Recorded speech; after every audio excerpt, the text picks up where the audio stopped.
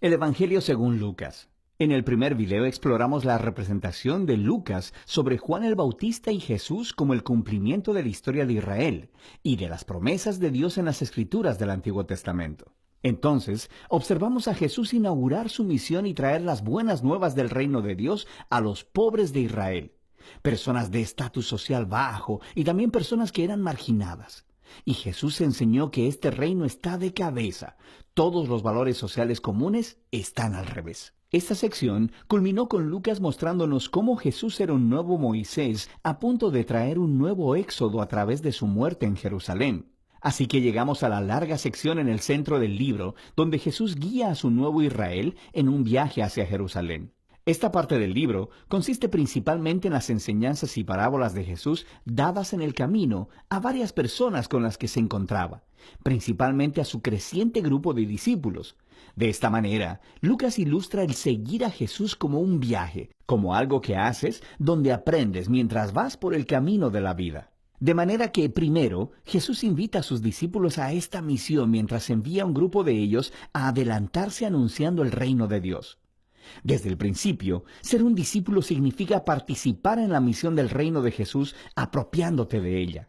Y conforme los discípulos de Jesús regresan, Él empieza a dar varias enseñanzas acerca de la oración, acerca de confiar en la provisión de Dios. De hecho, es en estos capítulos de Lucas que Jesús habla más acerca del dinero, las posesiones y la generosidad que en cualquier otra de sus enseñanzas. Si seguirle a Él es realmente como andar por un camino, debe producir esta mentalidad minimalista, creando una libertad de las posesiones que permite la generosidad radical. Otro tema clave en estos capítulos es la continua misión de Jesús para los pobres. Así que, mientras viaja, Él sigue formando a su nuevo Israel y se encuentra con muchas personas que están enfermas o ciegas. Él se encuentra con samaritanos que son antiguos enemigos del pueblo judío y con Zaqueo, un hombre judío pero que dirige la recolección de impuestos para los romanos. Todos estos marginados sociales se encuentran con Jesús y son transformados por este encuentro. Así que se unen a su comunidad del reino,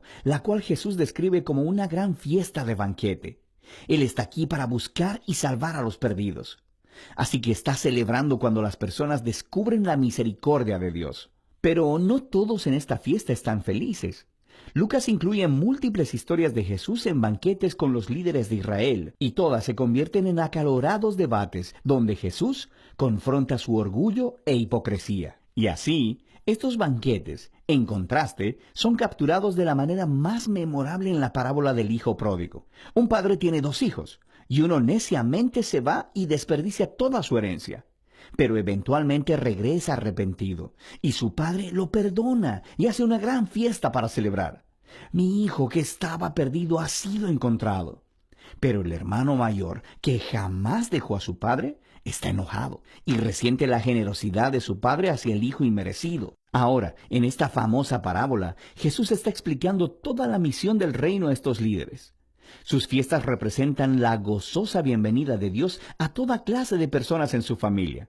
El único requisito es la humildad y el arrepentimiento. Así que esto resalta la tragedia de los líderes de Israel, quienes rechazan a Jesús y a su comunidad del reino de cabeza. Esta resistencia a Jesús crece y Él, finalmente, llega a Jerusalén para la Pascua. Conforme se acerca a la ciudad, Él está llorando.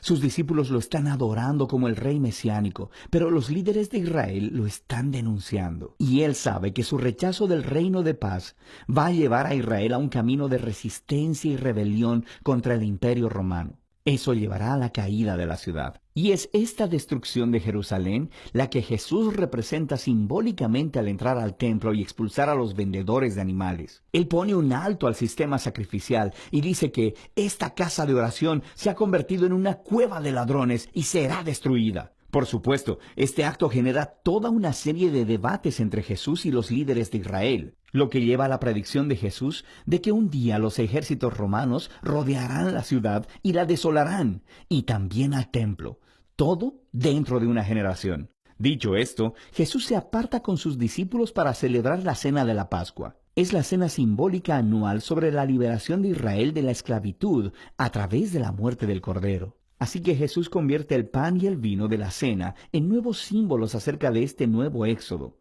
Su cuerpo partido, su sangre derramada, traerán liberación para el nuevo Israel de Jesús. Después de la cena, Jesús es arrestado y examinado delante de los líderes judíos, y luego sometido a juicio como uno que declara ser rey. Y Lucas enfatiza la inocencia de Jesús. Pilato, el gobernador romano, dice que Jesús es inocente 3 veces antes de ceder. Incluso Herodes, que reina sobre Galilea, no encuentra nada con qué acusar a Jesús, pero los líderes finalmente convencieron a Pilato de crucificarlo, así que eso hacen. Pero incluso en su dolorosa muerte, Jesús encarna el amor y la misericordia de Dios de los que tanto enseñó. Él ofrece el perdón de Dios a los soldados mientras lo crucifican. Y luego, cuando uno de los criminales ejecutados junto a Jesús se da cuenta de quién Él es, Él dice: «Acuérdate de mí cuando vengas en tu reino». Y las palabras finales de Jesús son una oferta de esperanza a un criminal humillado. «Hoy estarás conmigo en el paraíso». Y así, con este último acto de generosidad y bondad, Jesús muere. Su cuerpo es colocado en una tumba, y en el primer día de la semana, algunos de los discípulos de Jesús vienen a la tumba para encontrarla vacía. Y hay 2 figuras angélicas ahí, diciéndoles que Jesús está vivo, que se ha levantado de los muertos. Así que se van completamente asombrados. Y es aquí donde Lucas cuenta una de sus historias más hermosas. 2 de los discípulos de Jesús están saliendo de Jerusalén hacia una ciudad llamada Emaús, y están desconsolados por la muerte de Jesús. Y de pronto, Jesús está ahí, caminando a su lado, pero ellos no lo reconocen. Él les pregunta, ¿por qué están tan tristes? Y ellos empiezan a hablar de sus esperanzas, de que Jesús será el que redimirá a Israel. Pero ahora, Él está muerto. Todo fue en vano. Pero después, mientras Jesús cena con estos 2 discípulos, Él parte el pan para ellos, justo como lo hizo en la cena de la Pascua. Es en ese momento que ellos lo reconocen, y Él desaparece. Lucas está contando la historia para hacer una poderosa declaración acerca de seguir a Jesús. Cuando los discípulos de Jesús imponen su agenda y su perspectiva de la realidad sobre Jesús, Él permanece invisible y desconocido para ellos. Es solo cuando nos sometemos al reino de cabeza de Jesús que se representa en su cuerpo quebrantado en la cruz ofrecido en amor. Solo así podemos ver y conocer al verdadero Jesús. La escena final de este libro es otra cena. Jesús se aparece a sus discípulos y les explica a partir de las Escrituras del Antiguo Testamento cómo todo esto fue parte del plan de Dios, que el Mesías se convertiría en el rey de Israel al sufrir y morir por sus pecados y al conquistar su maldad al resucitar.